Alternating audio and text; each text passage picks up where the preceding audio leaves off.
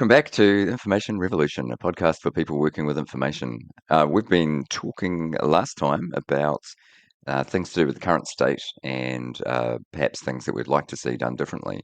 And we were really conscious when we were talking about that and planning out the next few episodes that we really want to make sure that we're not just sort of going, oh, well, here's the current state and then here's some glorious future with no sort of tangible or usable suggestions about things you could try out along the way. So that's where we're at today. The focus is going to be on just a few things that we think you could try right now and see how that changes the way you work. So I'm going to introduce myself first. My name's Michael Upton, and I'm a Well director of done. Metataxis New Zealand. I call myself an information manager and mint consultant when I can get the words out. And I'm Judi Vernau, and I also work for Metataxis, and I call myself an information architect. Karl. And I'm Karl Melrose. I work for Castlepoint Systems in Canberra, and I just try to avoid calling myself things because it just causes problems and gets me into trouble. So I'm just here. And I just want everybody to note that we are recording this on a public holiday. So if we seem like we're a little bit less crisp than usual, yes, that's correct. So, Correct. Michael, what are we here to talk about today? Well, uh, I think you might want to note that you're here representing yourself and Oh, your opinions are yes. your own. Thank you. Yes. Well, no, that is good. My opinions are my own. They do not represent the views of my employer. Thank you, Michael. This one. Okay.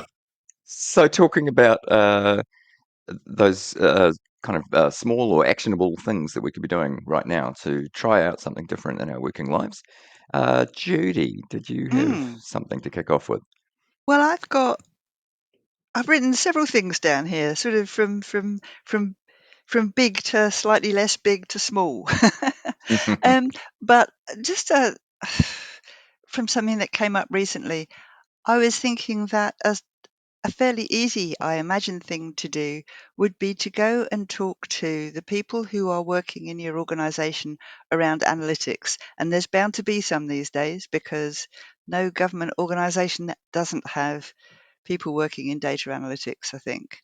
And just go and talk to them about the kinds of pain points that they're experiencing, because I can put good money on the fact that there will be. Probably around data quality, probably around vocabularies, but I think it would be really good to just go and listen to the kinds of problems that they have and see how you can translate that into something that could be useful in your world. I mean, I'm working exactly in that area at the moment, helping an organization to understand what its terminology means so that they know what this word means across all the different systems. And they can they can if they can crack that one and know that they're talking about the same things at the very least, and use those words, or at least a mapping of those words across systems, they can save hours and hours of time. And I think we noticed a job spec. Didn't you notice one, Yeah. Michael, recently that was along those lines even? So it which shows that people are beginning to think about it like this. Yeah, for sure, for sure. So the one I saw, I think, was actually just described as a metadata specialist at New Zealand Trade and Enterprise. I don't see there's any reason not to mention them. Yeah, it looked pretty exciting to me when I was thinking about the sort of the direction that I hope our professions are going in. That there was a job out there that was basically working through those kinds of problems.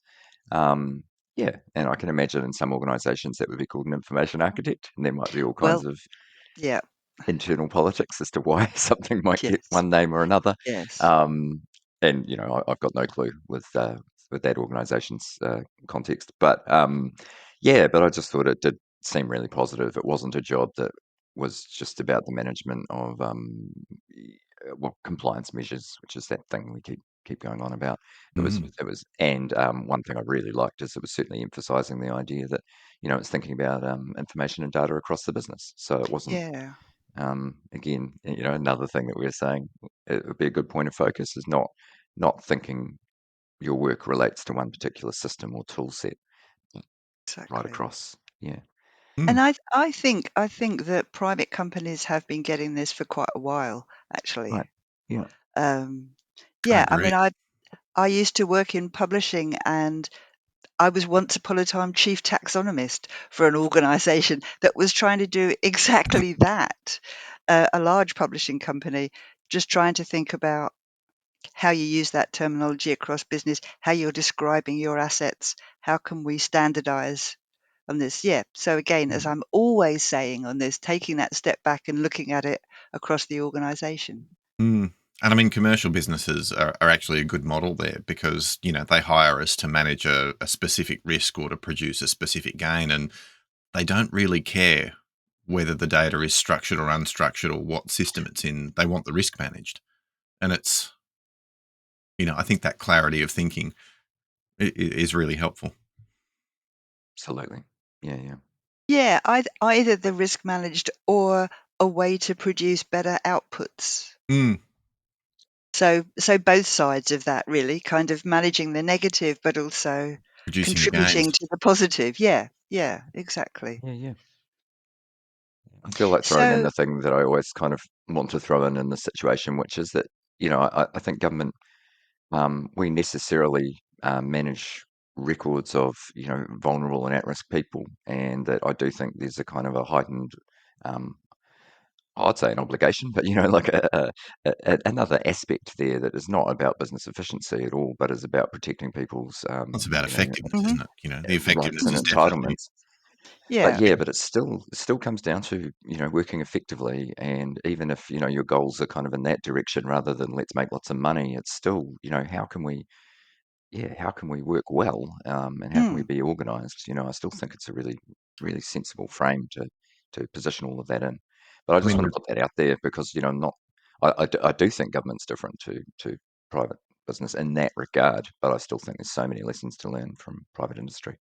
the Yeah. other the thing that I always like to bring it back to on when we hit that point is that a lot of what we do in government is about a lot of what people do in government. I don't work in government is about helping vulnerable populations, um, and there's never enough money to help them.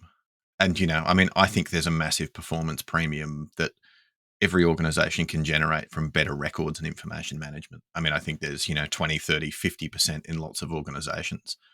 And there's a real reluctance in some organizations to talk about that. But you know what? If you can reduce the cost of serving someone by 50%, you can serve twice as many people, or you can double the level of quality that that service is delivered to people mm, at. So, it's interesting. I talk to lots of people in government, and a lot of them don't want to talk about efficiency because, it is all about, serving those people effectively. But there's a big program in government over in Australia that helps some vulnerable people. And I remember there's been a big change to the way the funding is delivered at the moment.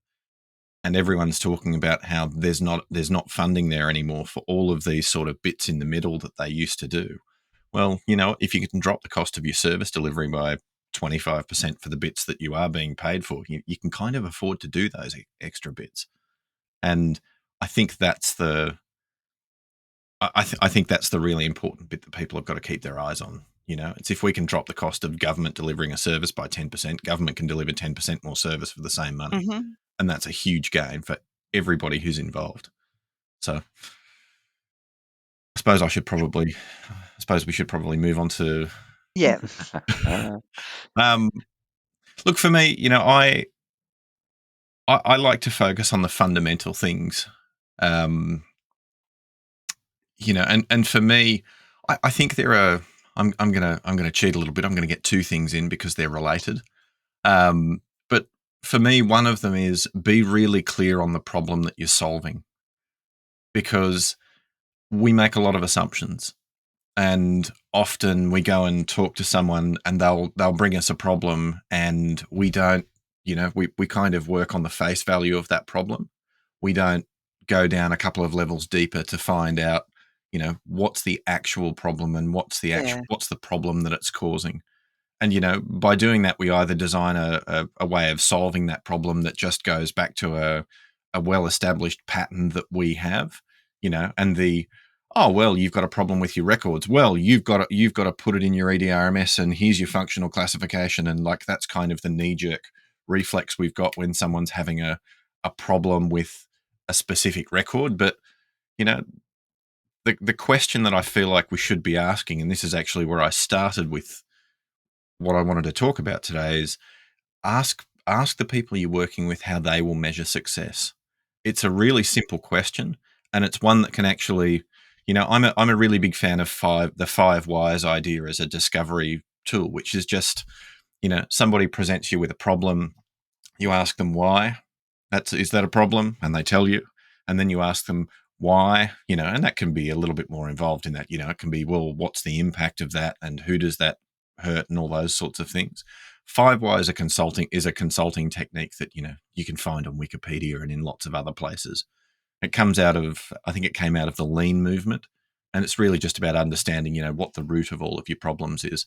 But a way that I've found that you can really cut through a lot of that stuff is to just ask people how they'll measure success. And when you ask them how they'll measure success, you're always getting at what they think a good solution looks like. And it will probably surprise you, and it will probably require you to think differently. But if we're really clear on the problem we're solving and how the people we're solving it for will measure success, we're probably going to solve the right problem. And if I've seen anything go wrong in records before, it's that people bring us a problem, we give them a best practice based solution, and it doesn't deliver success in a way that they were thinking of success, because the way they were thinking of success is, well, project teams are kind of my favorite thing to talk about, but the way they were thinking about success was they're going to get a project management tool that's going to make them, they've come to you and said, we've got a big problem with organizing our projects. And you've said, well, you need to put all your stuff in an EDRMS, and you take it back to them and it's in an EDRMS with a functional classification. And they're sitting there going, well, we thought we were going to get a project management system, And if you just stop and ask them, what does success look like? How will you measure success? You get to that stuff a lot sooner. Nice. I like it. Yeah. I'll be honest that I went to an interview recently where someone was quizzing me about a potential to do a piece of work, and I actually ended up asking them, "How will you know if I'm successful?" Oh, that's a which good one. which felt super cheeky, but I was like, uh, yeah, just I love conscious that. of that thing of It's like, well, good. That's really good. Yeah, what is it that it is good. you? How will you know if I'm successful? I love that. Yeah. Yeah. I mean, Well, you're the that's expert. If you tell me you're successful, then I'll believe it. Great. Well, I mean, I think that, and I guess that's a risk with consulting services, right? And providing advisory stuff is like, well, but it's very important, right, to understand what is it you're expecting of me, Yeah. and particularly when it's an advisory position where there's not necessarily an obvious deliverable in the sense of here's my document or report or um, spreadsheet, project management system. Yeah. hey, that question. I've just made a note of it. I'm about to start running a series of workshops on executive engagement, and that's just made it into the content. I think that's Cool. really smart. And there is actually there's a guy named Gary Klein who's done a whole bunch of work on how we solve problems. And one of the most effective techniques he's actually found for making sure that your project or program has a success is actually, they call it a pre-mortem. And the pre-mortem is actually sitting down and working it and just saying, look, if this project failed, what would be the things that would be most likely to cause it to fail? And it's actually interesting because I'm doing a little piece of work with someone at the moment, and they actually, I read this guy's work probably 5 or 6 years ago, and I've been meaning to do it for 5 or 6 years, and I'm doing a little piece of work with someone at the moment. They've obviously read this stuff too. It was the first question they asked me after we agreed to go forward with the piece of work. If this is going to fail, how is it going to fail? And it just flips that idea on its head. It actually gets you thinking about all of the worst stuff that could go wrong, all the things that are likely to go wrong. That's great. It was a good exercise to go through, actually. But Yeah. what you said reminded me of that.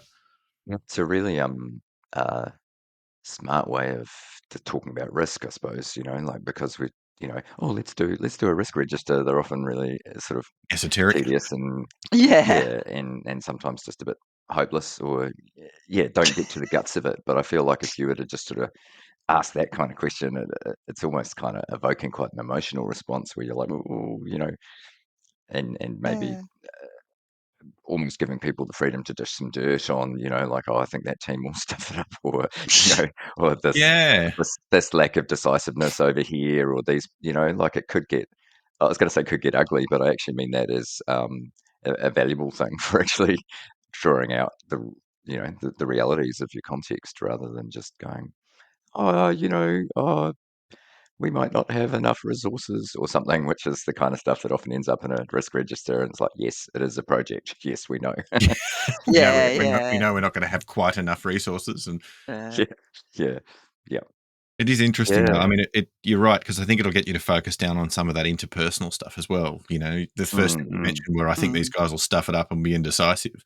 And Yeah, this is what this masters I'm doing at the moment. This is exactly what it's about. It's about all those situations where, well, the reason I'm doing it is for all those situations where I've been in teams and we've had all of the right skills in the team, and and absolutely enough resources, and for some reason we just actually can't get it done. And interesting. it's for all those times I've never been able to figure out why exactly that is, but there's something about the the dynamic of the team and the organization that it's in that just means people can't get it done at all. Mm. Yeah, nice. Hmm. Well, nice thing to look Not at, nice. Possibly, but but not a nice result.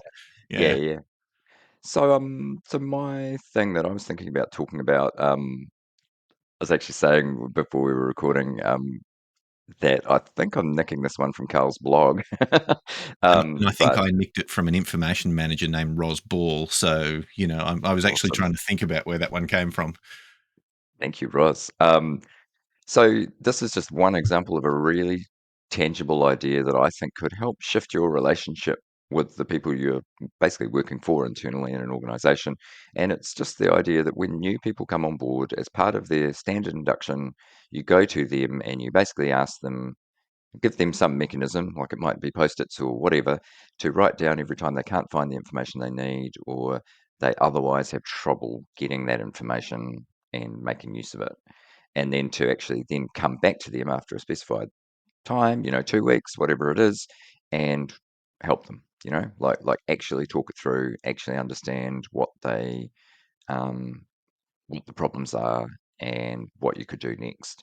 And I love that idea because firstly, it's really measurable, as in, it's kind of there's no complication about that. It's not like rewriting a strategy or something. It's like, cool, I will do this thing, easy commitment. Every time someone shows up, I'll go and do this.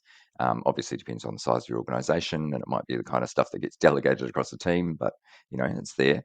The other thing I really like about it is just that I think it's setting an expectation immediately. So we talked a little bit last time. I was saying a key thing for me that concerns me is people feeling that they're not in the role they would like to be, and they want the role to change. I think this is a simple and actionable thing you could be doing that might shift the perception of what your role is within an organization. Because every time a new person arrives, before they've had a chance to go, I've heard this or that about you or your team or what you do, you can just show up and go, hey, I'm here to help. This is how I can help. This is basically the point of my job. It's scene setting, and you're delivering. So it's scene setting and a commitment to actually do something. Yeah. So I I really like it. I really like it. I I think think it, it's it, I it think it's great for three reasons. The first yep. one is kind of what you were saying there, Michael. You're showing up, you're showing that you're someone who will help them. So that's Mhm. good. So this is what we do. We help you. The second one is when you go back again and talk it through, then you're trying to training them to help them do it better themselves in future, I'm thinking. And the third one is you're getting some great feedback on what's easy to do and what isn't easy to do. So yeah, you're finding out that all of these people actually can't find whatever the org Yeah. chart. I don't know. Yeah, really simple. But but not unusual. So you're finding out what's working across a range of people and what isn't, which is also fantastic. I mean, I Yeah, think it's a great. and I think I was just going to say it connects to what you were saying, Karl, about the kind of idea of how do you feel successful? Or sorry, I've forgotten the exact words you Yeah, were using, but that idea on your third point, Judi, the stuff they're going to report back to you is going to be the stuff that matters to them. And so, sort of implicit in what they bother to talk yeah, to you about is some flavour of what actually matters for this team. yeah, And so I I think think, that's also really useful insights. yeah, and I think over definitely. time, I mean, I think it's a great sense making, technique, because one of the, I mean, if I look at that some of the really, really successful information focused CIOs that I I know, basically what they do is they go around their organizations and then they collect a whole bunch of problems, things that are slowing the organization down, and then they design a program to address all of those. And a lot of it is by centralizing, bits of that information, delivering specific information systems. But their process always starts with trying to make sense of the challenges that the organization has. And I think this is one, I think that moment when new starters come in is an absolutely amazing moment to start to see. Have I'm sure you've both been in an organization where you have a method of solving a problem, and it's a little bit convoluted, but everyone does it, and no one's really sure why. There's a Zen koan that's my absolute favorite of all time to refer back to. And sorry, everybody, we're going to take 2 minutes for a little Zen koan. But there's this temple of Shaolin or something like that, in the mountains somewhere. And every morning these people come out and they, the monks come out and they stand out in front of the temple in the practice yard and they do their martial arts practice. Well, one morning they're all doing their martial arts practice and this cat crosses the yard. Anyway, there's absolute pandemonium. People are tripping over trying to avoid this cat and someone kicks someone and breaks their arm and, it's just complete chaos. So anyway, the abbot, thinking quickly, runs over and grabs the cat and ties it to a tree. And then practice goes on. Anyway, the next day, practice starts and his cat shows up again. And so before it can cause any damage, the abbot ties the cat to the tree. So every day, cat turns up, they tie this cat to the tree, and then obviously they let it go at the end of practice. Yeah, Just be really clear about that. We're not committing any, we're protecting the cat here. We're not committing, any crimes. Animals were harmed in the course of this koan. Thank you yes, very much. But so you fast forward several years down the track, and the abbot dies, and that's okay because the new abbot comes along, and just the cat turns up, and the new abbot ties the cat to the tree. Well, then you want to see a real disaster. Then the cat dies, and they can't practice anymore because they haven't tied the cat to the tree, so they don't know. They're like there's chaos because they know that they can't practice now until they tie the cat to the tree. So the new abbot, thinking quickly, runs off to the local market, buys a new cat, and then they tie the cat to the tree, and then they can go on with practice. And it's a great little story that I tell often because it's just about the power of organizational routines to become entrenched long after they actually serve a purpose. Why do we do that thing?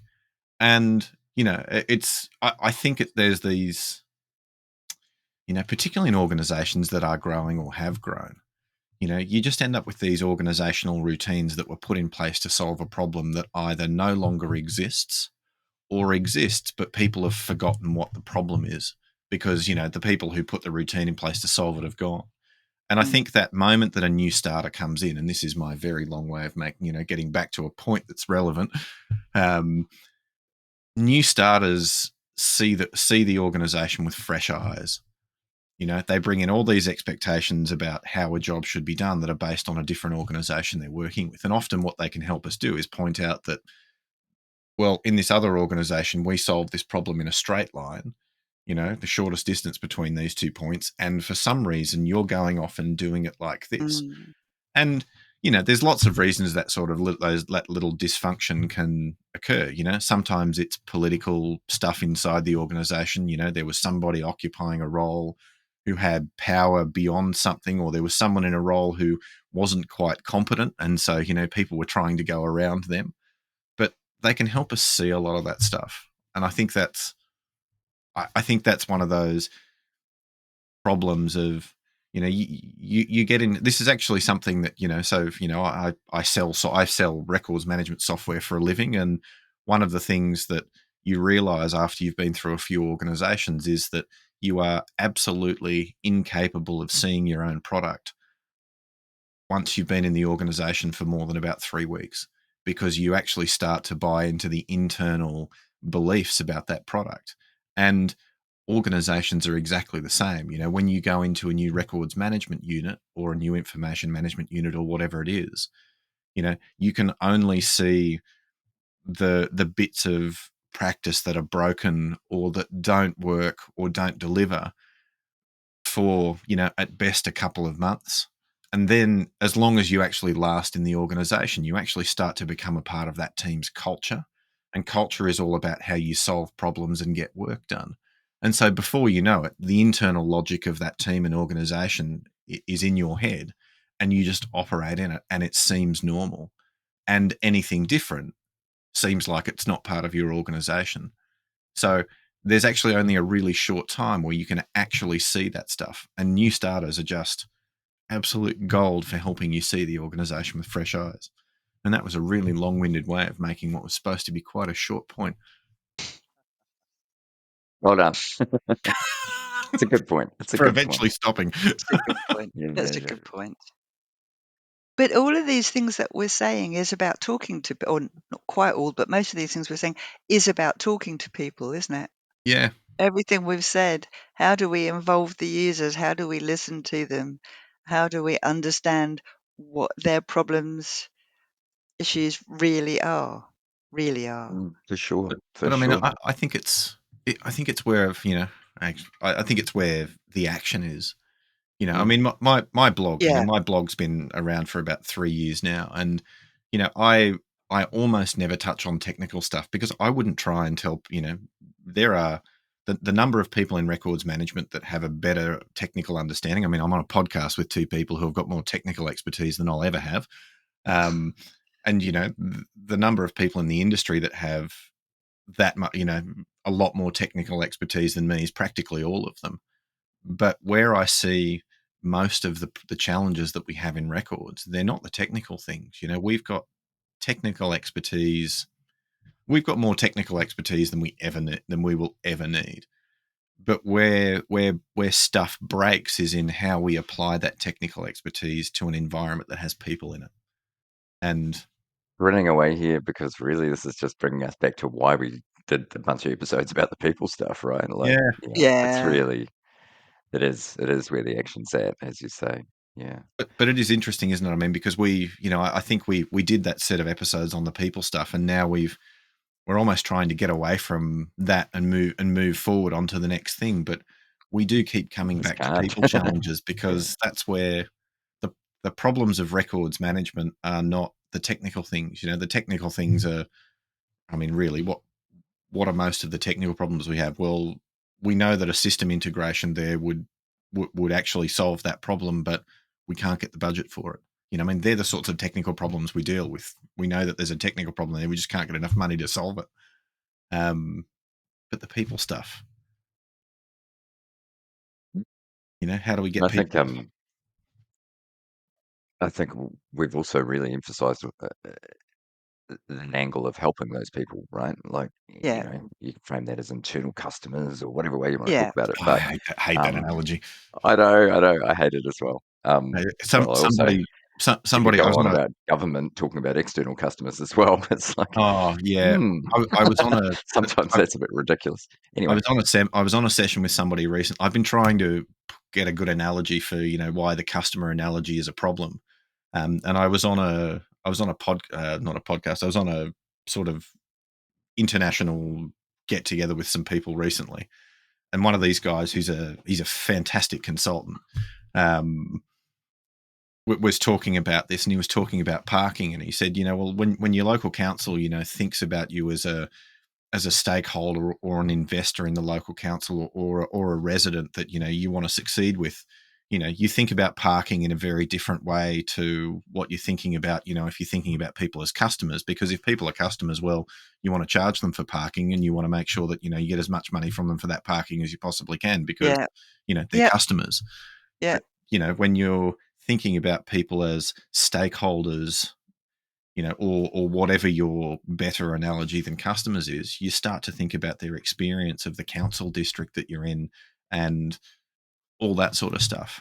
And I mean, I've got to go back to him actually and just get him to walk me through it again so I can write it down. But it was just a really nice, clear analogy about why the customer analogy is so bad. I think there is some the problem with everything, is you try to emphasize one thing so you can get people to move in that direction, and then you get to the point where that emphasis becomes a problem and you've got to go in another direction. But the customer one, I think, is a challenge. And it's very opposite for me at the moment, because an organisation that I work for has so many different definitions of the word customer that is a real problem for them. Ouch. Gee, it sounds like we're getting back to the problem of having a single source of the truth, and Doesn't it just? Yeah. Wouldn't that be great? and some shared meaning. It's the Yeah. people stuff all over Yeah. again. All over again. Well, Yeah. it's also, I mean, it's basically it's modeling. It's information It's modelling. architecture, It is. and It it's is. it's a really Well, it starts with a information clear architecture. example of how Yeah. the map is not the territory idea. The idea that you're always slapping some kind of a model over what you're trying to do or what's actually real. And it's just one example of that. And the model that you choose to slap on top is going to change how you think about what you're doing and Yeah. what it is that you do. Mm. Yeah. Yeah, but I can't remember who it was who said no model is perfect, but all models are useful. George Box. Yeah, Right. Great. all models are wrong. Some models are useful.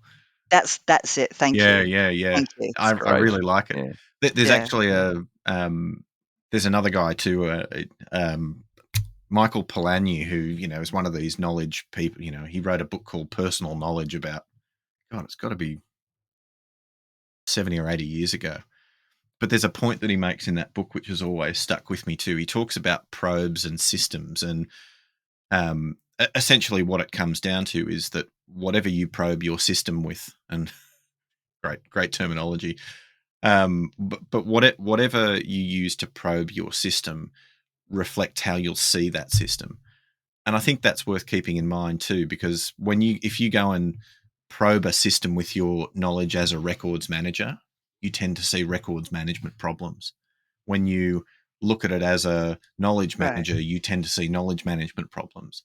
You know, because I always focus on the interpersonal stuff. I see challenges of organizational routine. I mean, we started to talk about the absence of a shared definition as an information architecture problem. But for me, that's all about how you establish organizational routines so that you've got so that you can share that meaning. Starts with what am I studying? I'm studying stuff that's all about organizational routines and interpersonal dynamics. And, so that's the lens I'm seeing it through. Yeah. Nice. Okay. I reckon for the sake of our dearest listeners, I think we've achieved what we were here to do. But I mean, there's always so much more to talk about. Yeah. So thank you to you both, and thank you to everyone out there who's listening. I hope you got some useful things out of that. And if there's any specifics that you'd like to ask us about, then obviously please do. We will continue with this kind of theme of, well, how do you actually make change, or how could things be better? And thank you once again. See you. Bye.